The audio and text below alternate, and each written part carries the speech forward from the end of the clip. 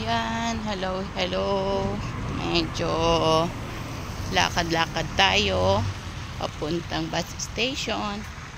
Yan, at walking, syempre good exercise na rin po. Yan, yung nasa paligid. Yan, yung sa likod. Yan. Okay, napaganda ng ulap. Okay, yan. It's talagang rainy. I think ganito November, no? Tag-ulan, minsan January, pagka malamig. Pero maganda naman kasi hindi siya mainit. Di katulad nung pag naglalakad tayo, pawis na pawis tayo, no? But thankful ngayon, medyo hindi siya maganda. Maganda yung panahon, no?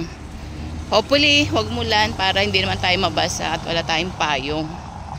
Wala pa man ding shelter dito kung saan sisilong kasi di magano uso. Kahit naglagay sila ng parang shelter, yung kahoy-kahoy lang na ganun, pero wala siya talagang bubong na flat.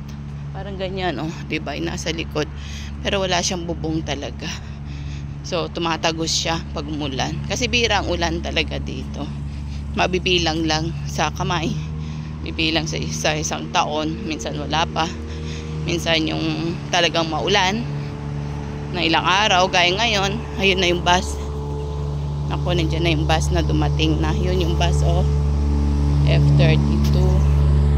Sana makapaghintay siya doon para makasakay tayo. Okay, God bless you.